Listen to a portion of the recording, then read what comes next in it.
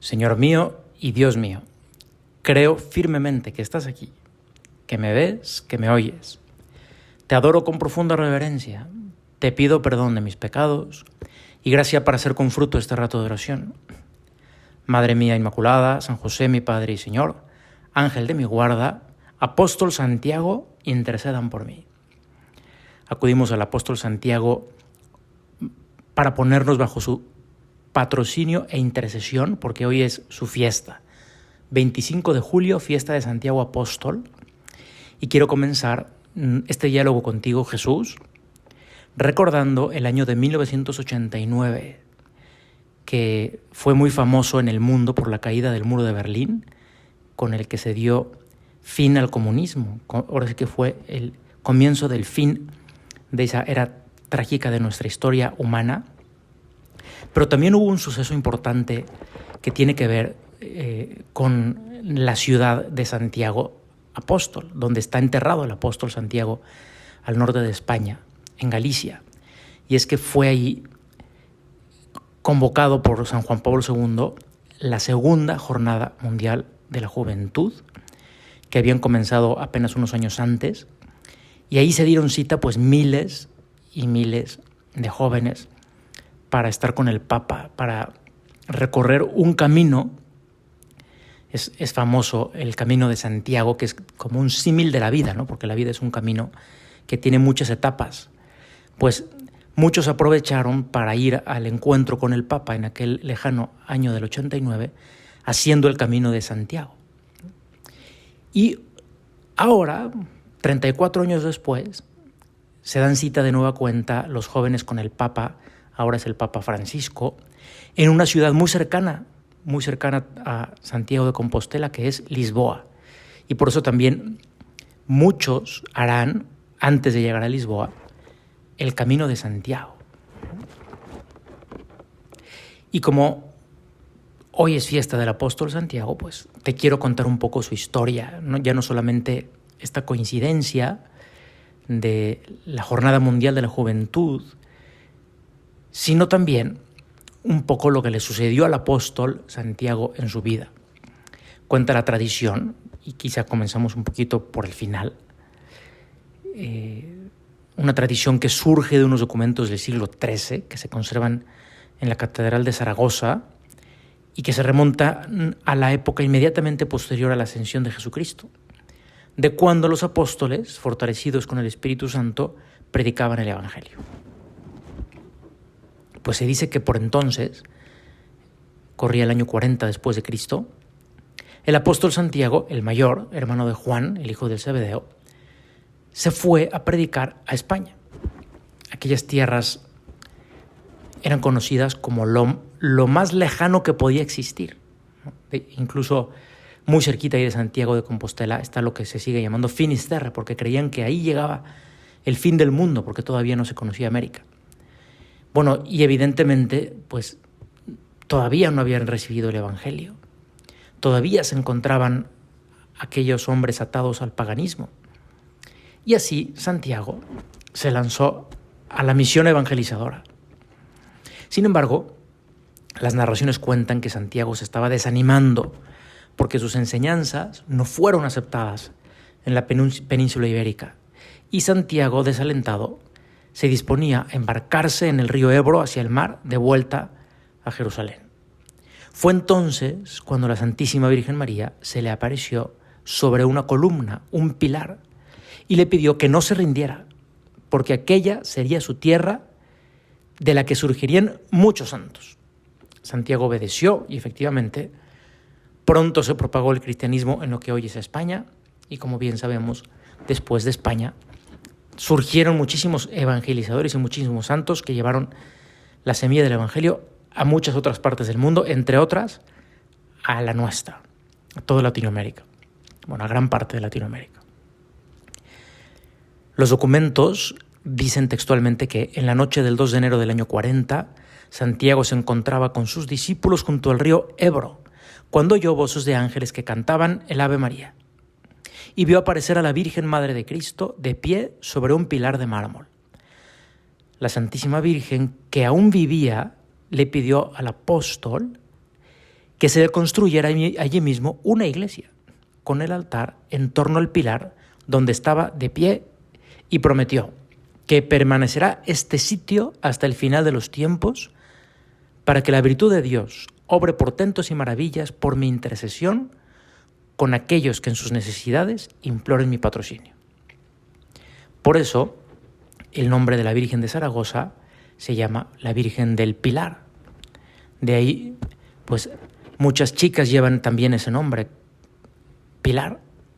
Bueno, pues pienso que podemos aprender en esta fiesta de hoy a meditar en la acción de Dios en la vida de los santos y en concreto en la vida del apóstol Santiago.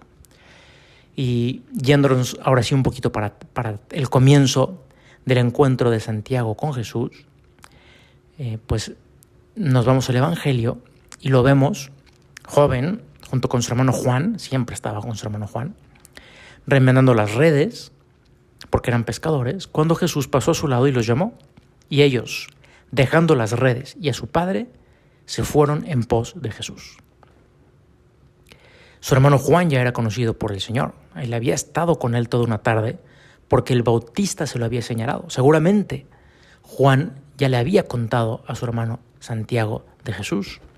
El hecho es que fueron llamados por Jesús y ellos respondieron inmediatamente. Poco más tarde, el Evangelio nos narra un acontecimiento de estos dos hermanos al lado de su mamá, que se acercan al Señor y le pide la mamá a Jesús, fíjate nomás lo que le piden a Jesús, sentarse, que sus hijos se sienten en el cielo en los primeros puestos, y en concreto uno a la derecha y otro a la izquierda. Y bueno, no sé, pero podríamos pensar inmediatamente un poquito mal de la mamá, ¿no? Así como qué gandalla, ¿no? Qué visión tan humana.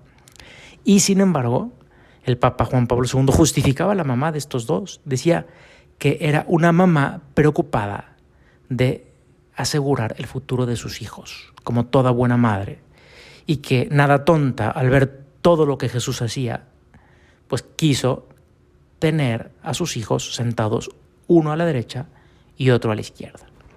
Qué madre tan audaz. Seguramente por eso salieron así los hijos, igualmente de audaces. Pero tú, Señor, en aquel acontecimiento, en aquella petición de la madre, inmediatamente aprovechaste para preguntarles si estaban dispuestos a beber el cáliz que tú ibas a beber, es decir, el sacrificio de llegar incluso hasta la cruz. Y ellos contestaron, como siguen contestando a Jesús, cualquiera que se aprecie de ser un joven o una joven, le contestaron, podemos, es decir, claro que sí.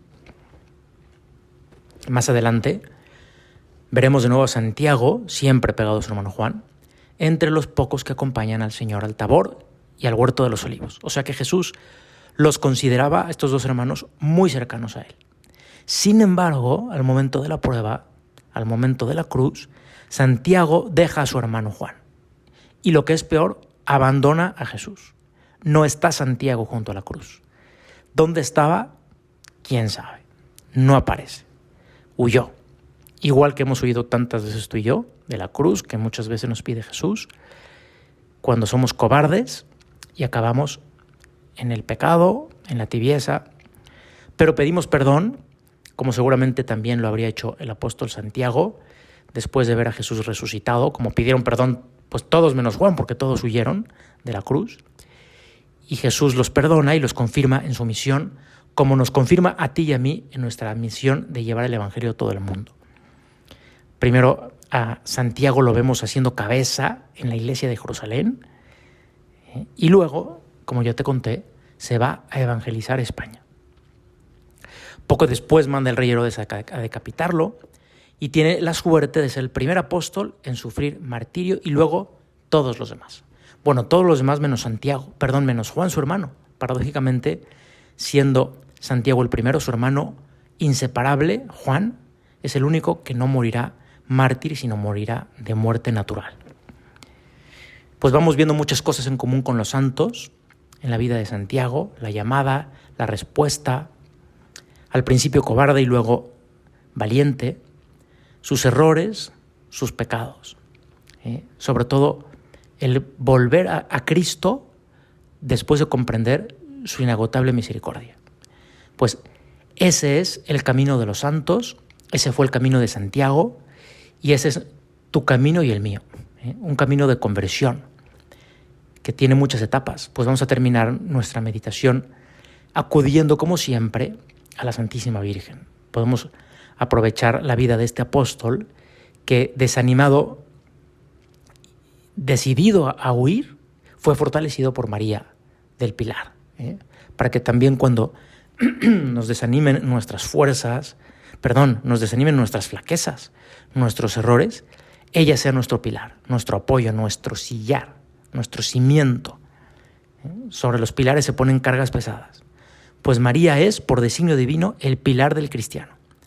Para cuando estemos desalentados, ella sea la fortaleza de los afligidos, la salud de los enfermos, la consoladora de los afligidos. Causa de nuestra alegría, ruega por nosotros. Y te doy gracias, Dios mío, por los buenos propósitos, afectos e inspiraciones que me has comunicado en esta meditación. Te pido ayuda para ponerlos por obra. Madre mía Inmaculada, San José mi Padre y Señor, Ángel de mi guarda, intercedan por mí.